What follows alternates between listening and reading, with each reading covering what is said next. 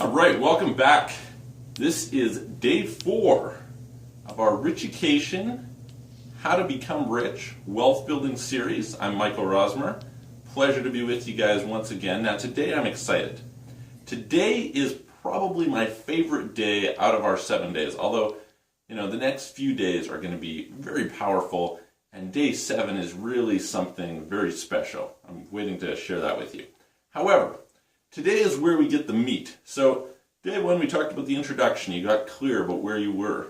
Day 2 we talked about mastery and the importance of it, and we're going to revisit it a little bit again today. Day 3 we talked about the importance of saving money, and that's really, really critical. The thing is this though, while that might be the quickest way to get you ahead, you can't ever save yourself into becoming rich. Does that make sense? So basically the idea is you can only save so much. Say you're making $5,000 a month. You can't even save $5,000 a month, but say you could, that's not enough.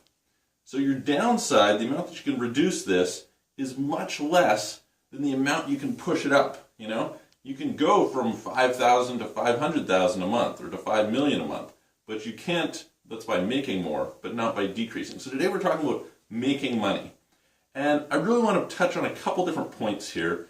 We're going to revisit it again at the end, but it's this sequence of what goes on, and the sequence is really important. There's a really specific reason that we've talked about things in the order that we have, and it's kind of foundational, foundation building. Here's the way that it works. Imagine that you were to go out into the world, you don't have any money. How do you get money? And if I was to ask that, you might say, well, I'd have to give value. I have to provide a service. I have to, something like this. But here's the thing. Can you give value without getting money? Yeah, you absolutely can. Look at charities. Can you provide a service without getting money? Yes, you absolutely can. There's only one way that you get money.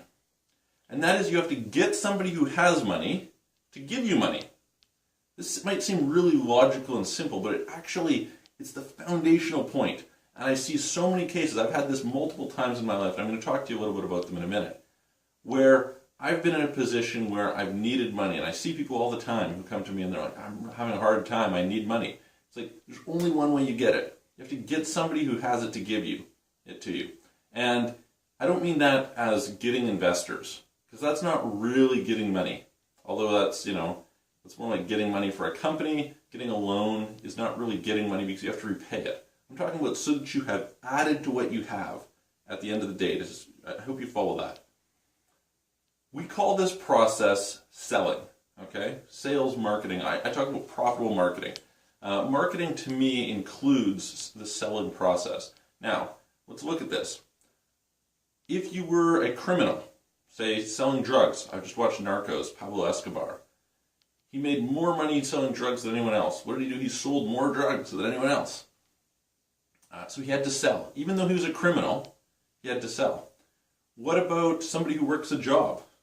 They're certainly not selling. Maybe they're being an accountant, a bookkeeper, right? No, they're selling their time. What about somebody who wins the lottery? Again, they had to buy something, and they had to have an exchange. There had to be an exchange there where they got somebody to give it. Technically speaking, you could really argue that one and say, okay, or maybe inheritance, right? Inheritance, you can get the money. What if you stole the money? What did you do there? Well, you still traded your time, right? There was still some input on your side for an output on the other side. And that's what we have to really get down to here. If you want to make money, if you want to have money, you have to give something and take and receive something at the same time. There has to be this exchange. That's the process of selling. Is I'm going to offer you something, or marketing, is I make you an offer where I say, I will give you this in trade for that. And your ability to be successful at that, has very complex. There's lots of different pieces, and we're going to talk a little bit about them. There's 7 models of marketing to understand. But for now, the important thing to realize is you want money, you need to get it. And for me, in the last video, I talked to you a little bit about how I was flat broke. I had nothing. I had less than nothing, actually. I had like $60,000 of debt or something like that, whatever it was, credit card debt. And in that time, what did I have to do? I had to go sell something. And this raises this interesting question, okay? So we have to sell something. So just remember, there's only one way to get money, that is through selling. It means you offer something, and we can apply the term selling, marketing, whatever we want to do. The point is that you're going to offer something to somebody who has money in exchange for money, okay? Now, I have this principle, and you'll hear this when we go through the Richucation concepts over and over again. It's about the 6 resources. And I didn't talk about it last time, but it's relevant to the last one because we were talking about how to spend less, right? How to get more value for what you're putting in. Well, that value isn't just in terms of money. It's also in terms of time. And when I was at my brokest, I was thinking in these terms. I was thinking time, money. And I'd heard this phrase, which I still hear, often repeated, and I really hate it. It says, poor people trade their time for money, rich people trade their money for time. And while that might be true to an extent, it gives the wrong implication. What is the implication? The implication is, hey, if you want to be rich, you got to spend money on time instead of the other way around, which is nonsense because when you start out, you don't have money. So how can you trade money for time? You can't. And the concept I developed kind of with a mentor of mine at the time when I had nothing, when I'm sitting there looking at this, was we trade what we have for what we don't have. All right, so to start off with, we have time, but we don't have money, so we make this exchange. Now the problem that most people face is that's a bad exchange. Why? Because when you're starting out, your time isn't worth very much. All right, your time is worth maybe minimum wage, maybe twice that, right? Just doing a mechanical task isn't a very good exchange. And so what's missing from that equation, what I discovered later, is there's actually 6 resources, okay? So the first one is time, the second one is money. Those are fairly straightforward. Those have something in common, which is you can only spend them once, all right? Then we get the next 2, which are expertise and connections, or relationships.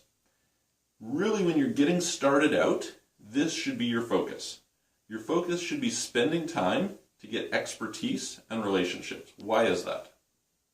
It's because of the fact that expertise and relationships are what allow you to increase the value of your time. So, for example, I'm quite an expert on international corporate structuring, dealing with how to structure companies internationally with their finances. I can charge for that several $100s an hour, a lot more than you would make from your $10 an hour or whatever it is, your minimum wage, $15 an hour, whatever it is in your area. Why is that? It's because I have a really valuable skill that very few people have. So that's the expertise piece, okay? That's the start. Now, the connections is getting access. So, for example, there were times when I would go and I would help to raise money for an investment, all right? At the time, now I'm quite an expert on investing, but at the time I didn't have a lot of knowledge about it. I didn't know how to put it together. It wasn't my investment. I wasn't selling people on investing with me or anything like that. I was just saying, somebody came to me who said, hey, I need $1 million. And I said, I might know some people who are interested. Are the terms good? Yeah, they seem good. Okay, great. I'll put you in touch. And I could get a large amount of money for that. Interesting, right? That's just how you see these 2 pieces. And there's going to be times, that's always in the world of building wealth, there are businesses out there always that are looking for these connections. If you can connect them to the person who has the interest or the resources, etc., you can get in between that and you can make money. That's selling, right? You're saying, hey, I'll offer you this relationship or this connection in trade for X amount. And you can do that over and over again. And that's much more valuable for your time, depending on the relationships, than simply selling your time. Now, that's the second 2, so we're up to 4. The next 2 are reputation and assets. Assets are things like having vehicles, having intellectual property, having technology, stuff like that, right? It's things that you can reuse and that have some sort of value. It could be a building, something like that. Reputation or celebrity, kind of go together, comes from taking expertise and melding it with connections, okay? So when people know that you have an expertise, you start to develop a reputation with them. And that's when you really excel to the next level. And you do that for a number of reasons. One, because it drives down your marketing costs, which therefore increase your profit. So when we were talking yesterday about how is it that you reduce your cost? A big cost for a lot of people in business and in general. Like, think about how much time you spend looking for a job. You can spend a lot of time, so that's a big cost, right? Let's say that it costs you $100 a day to live or $150 a day to live. And let's say it takes you 2 months to find a job, so 60 days. It costs you $6,000 to $9,000 to find that job. That's a cost. If you hadn't had to go through that process, if somebody was headhunting you because they knew that you were on top of your game, you were an expert in your field, then you would have reduced that cost. Do you follow that? And how wonderful is it when people know you're awesome and are coming to you instead of you having to go to them? It's fantastic, right? So that's why we want to build reputation. But reputation comes from the intersection of relationships and expertise. There's a few other pieces that fall into this trust thing. We have a lot of stuff that we could talk about there, but we're not going to talk about it today. The point is, you build this out. So the thing that I want to point out to you is, hey, listen, what you're going to sell might be your time, although hopefully not. Early on, if what you have is your time, you want to be, yes, you have to get a certain amount of money to live. All right, that's a given. But beyond that basic amount, you should be, as much as possible, focusing on trading your time for getting relationships, strategic relationships, not just haphazard. I went out and did a lot of networking and met people where it wasn't really that worthwhile. So you want to try and get relationships that are going to be good for what it is that you're doing. And expertise. And people talk to me about what business should I get into. Well, ideally, business is related to those two things. Where do you have connections/relationships? And where is it that you have expertise? And it's interesting that one of the best places to start off if you're interested in a company, and a lot of people resist this idea, but frankly, it's a good starting point, is if you have an idea for a business or a product or something like that, is to go out to start off with to people you know. Maybe you got 500 friends on Facebook, and start talking to them and say, hey, is this something you're interested in? Would you pay for this? And if out of those 500 friends nobody would pay for it, it doesn't mean there's no market for it, but it means it's going to be more expensive for you to reach there. And so I would really, if you're starting out, suggest you start with something that is a need within your immediate circle. And later as you go, you'll expand that circle and there'll be lots of different needs, but it's just a great place to start. You follow that? So if you were interested in health, you better have some people in your circle who are interested in health, who are willing to pay for it. And this is kind of another key, is they have to have the money to pay for it, right? Because that's the key. You don't have money, you need to get money. Where do you get money? You have to get it from somebody who has it. Really logical, right? All right. So that's the starting point, but that's just getting started. Now, from there, we say, okay, how do we market? And I really wanted to take some time with you guys today to cover the most common mistakes that I see and some of the biggest impacts. All right? I've worked with a lot of companies over the years. I've had 13 companies that I've owned and operated in various different forms. And for a long time I struggled. I told you guys before that when I started my recruiting company, it was a struggle. And in fact, what had happened was when I had my original computer company back when I was in high school, yeah, I'd made $50 an hour, but I didn't work many hours. And the reason wasn't because I didn't want to, although that was, I enjoyed the fact that I could have leisure, but it was mainly because I didn't know how to get customers.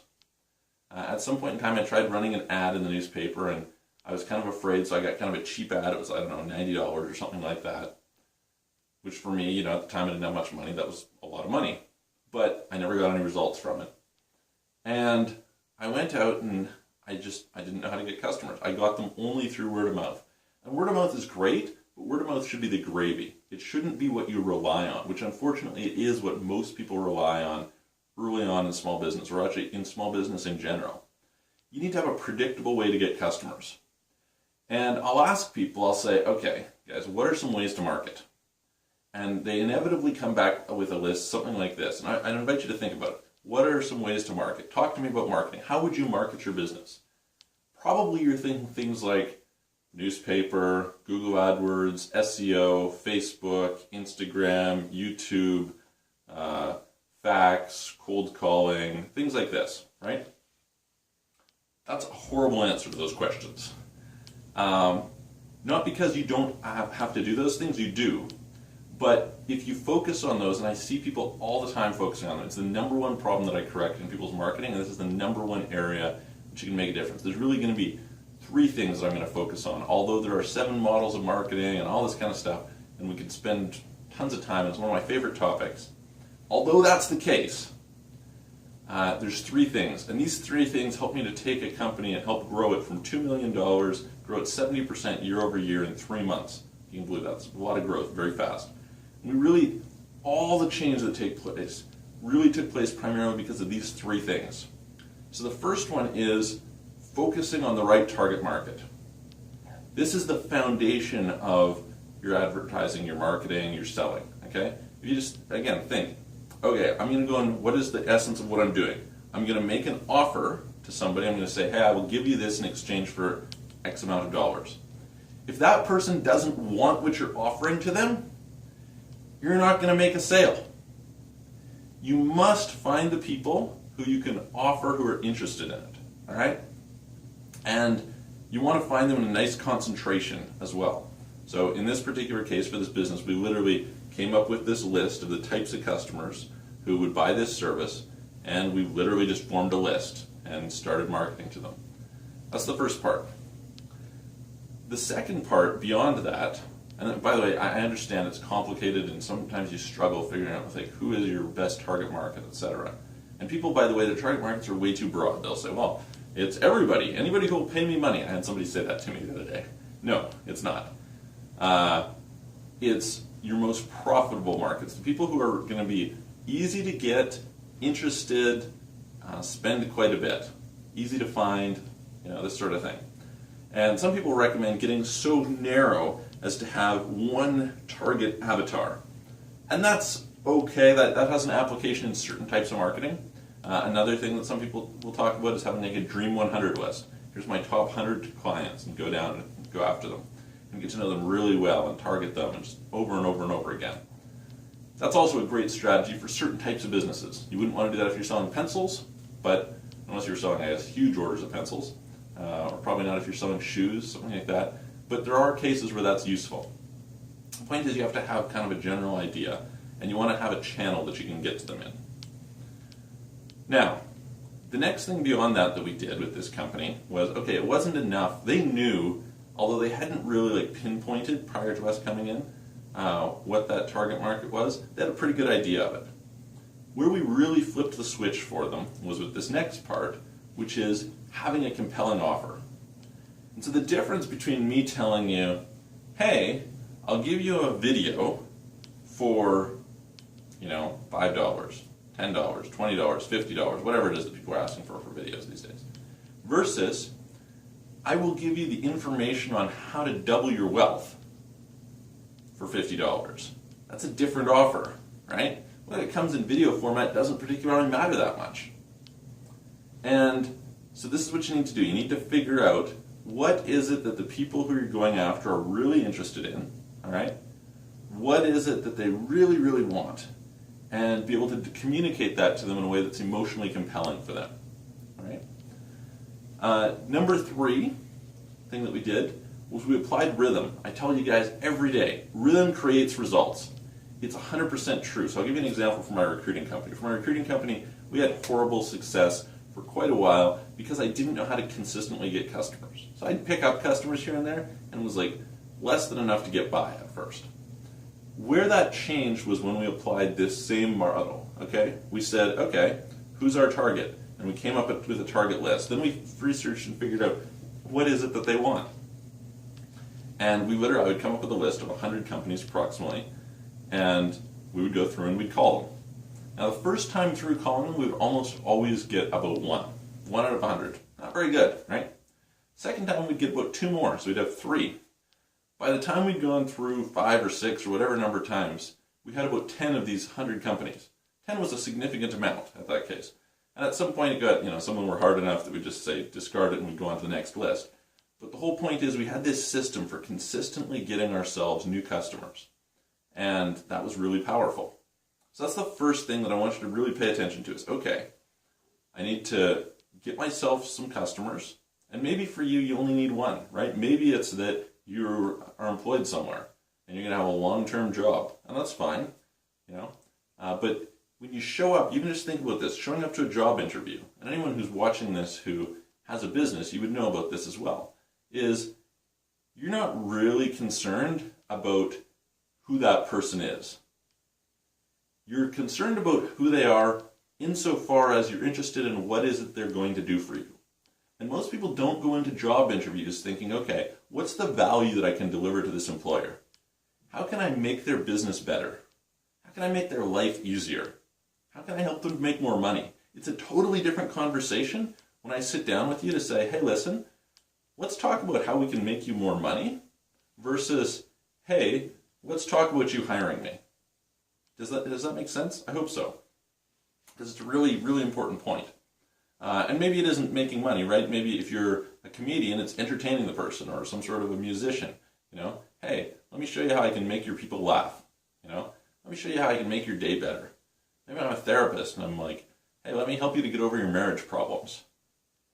But whatever it is for you, there's going to be something. Absolutely always there is something that a person needs. And maybe they're not the right fit for you, but you want to communicate in terms of that need or that desire rather than just communicating from what's in it for you. If you give people what it is that they want that will help them, then you can get in return. But if you're offering them something that they don't want, or if you're just showing up asking, I have people all the time who will show up, they want money or something. Hey, can you lend me money? Can you give me money? Well, the reality is there's 1 million people, 10 million people, 100 million people who I could give money to. But the question is, what's the exchange? And sometimes the exchange is, intangible. It's not that it has to be giving something specific. Now, that's the starting part. That's how you get a customer, okay? The second part, and this is where a lot of people, again, really go wrong, especially in small business. They focus too much on getting new customers rather than maximizing the customers that they have. And these are both important elements. You have to have customers in order to maximize them, but maximizing them, the profit is in repeat business. And why is that? It's because of the fact that there's a cost of you getting a customer. You might not think so. You might think, oh, I go and network, I get word of mouth. You had to do something to generate that. And your time is worth something. Anyone who's sitting there saying there's no cost isn't measuring the value of their time, isn't measuring these other intangible factors that they're having to put in order to get that money. Whether from referrals, whether from networking, whether from word of mouth, whatever. There is a cost. Might not be a monetary cost directly, but it's indirect in some way. So, because of that, the first time you sell to them, let's say you said, and I owned a spa. And in the case of that spa, I forget what it was. I think we could spend on average like $22 or something like that to get a customer. And so long as we kept under that number, we were good. With my vibration machine company, I knew so long as I was spending 20% of our overall revenues, then I was fine. We were still profitable. At 25%, it was tough. At 30%, we were losing money. There's always a cost. That's why we have to pay attention to decreasing our costs. Now here's the interesting thing. Let's backtrack for just a second. Because you might be thinking, okay, I don't have something to sell. What is it that I'm going to sell? Or maybe you've got a business where you're already selling something, you already have customers, and you're wondering, what else can I sell them? Here's the thing to look at.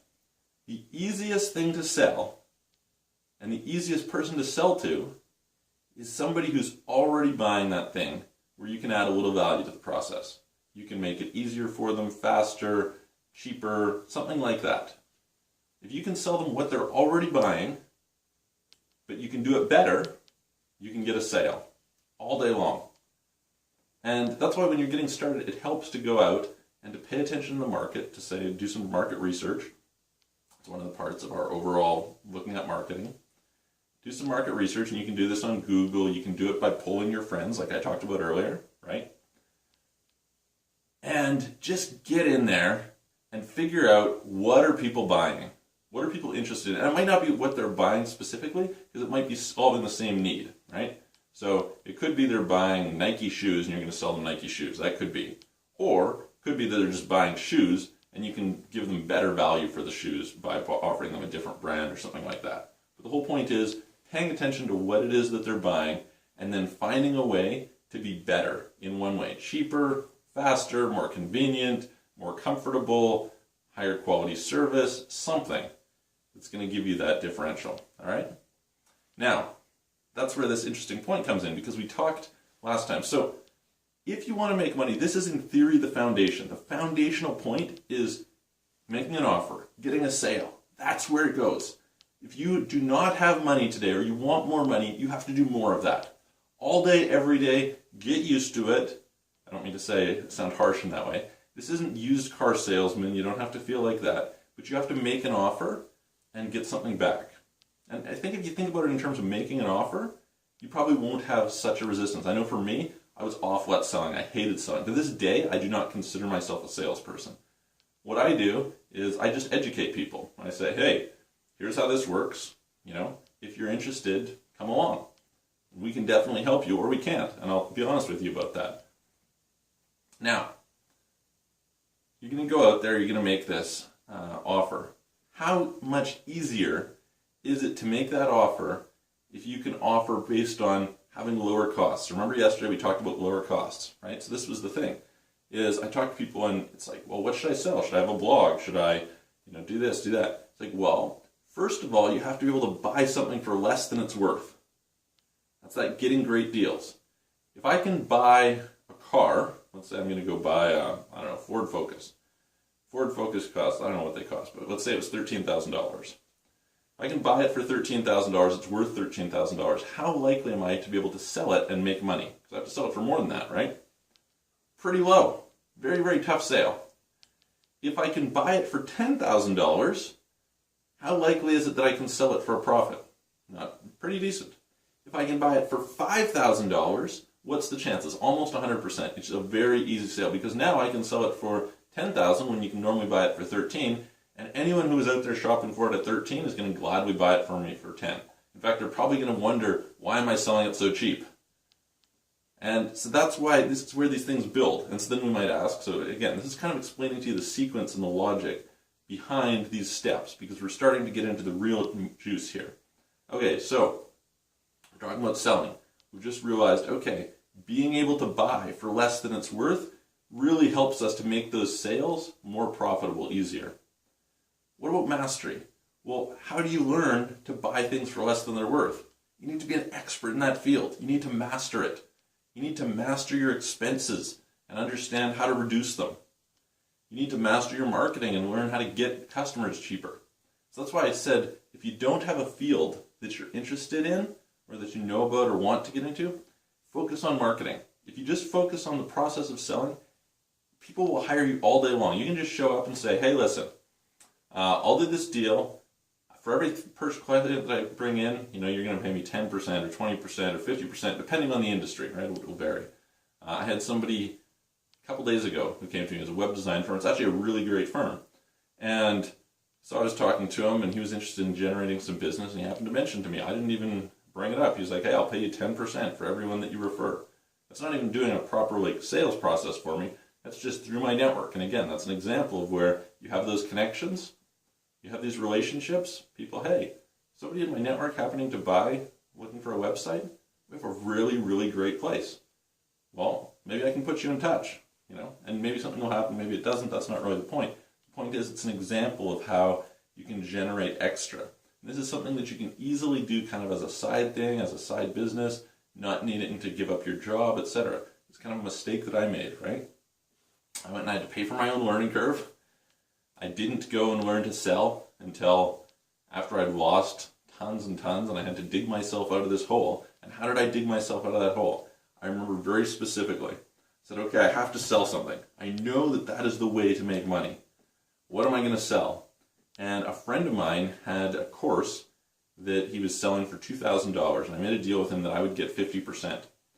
And I knew somebody else who really needed help in that area, and I went and I sat down with them, and I sold them on it, and I got them to write me a check for $2,000. And so I had them write it to me personally, because I was like, I don't know the name of the company. And I needed every cent of that $2,000 or whatever it was. And so even though I didn't get to pay my friend his share for I think it was 3 months. I remember him coming, he's like, are you going to give me that money? And it was it had taken me that long to build up enough that I could afford to pay him the $1,000. And I don't recommend, getting into that situation ideally, but that was what ended up happening. And, along the way I was like, okay, I gotta sell, and finding different ways to make some extra money so that I could pay my bills, I could get a little bit ahead. I cut all of my expenses as much as I possibly could. It was probably the cheapest I've ever lived, so long as I had a car anyway. And that's where I was. That was the story. And then gradually I was able to learn to do some bigger deals. After that, I ended up doing something shortly thereafter where we did really well. I started to find like some really valuable things I could sell. I was able to make some of these connections, and that started to create some upward momentum for me. But you really need to pay attention to this process of making an offer. If you are not, when people go out and they start a business, what they frequently do, and they make this mistake, is they go out and they say they're going to buy business cards. I do not have business cards. I have no interest in business cards. Every single time I go into a new business, partners are like, oh, I'm going to get some business cards. What do you want your title to be? I'm like, honestly, I don't need business cards. Don't put my title on there. I could care less. It does not matter. When I started my second company, my recruiting company, I made the mistake. I went and got an office. Hardly ever used it. It was one of my biggest expenses for the year. Total waste of money. What should I have done? Gone out and sold. Made offers to people. Said, hey, you need employees? I can get you an employee. What are you willing to pay for it? And by making that offer, I could have said, okay, $1,500. I think that was what I originally charged. And $2,000, $2,500, something like that. But I could have just said, okay, you have a problem. I can help you with that problem. If I can help you with that problem on a contingency basis, meaning that only if I get it done will you pay me, what are you willing to give me? I can say, I'm willing to do this. It's a little low. Could you do this? And they probably will, right?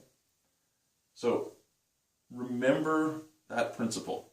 Right now, I'm sure there's a lot of you who it's like they could use some extra money. What do you have to do? Okay, go and find somebody who needs something.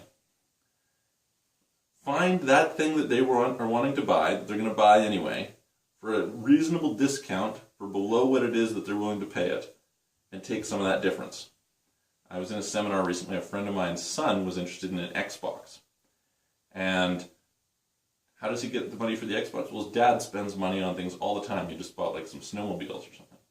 And I said, hey, would your dad, his dad was sitting there, his dad's a good friend of mine, would your dad, if you could save him, I think the Xbox cost like $300. So if you could save your dad $600 on the snowmobile, you could shop around on the internet, you could negotiate it down, you could find some way, would he pay you $300 of that?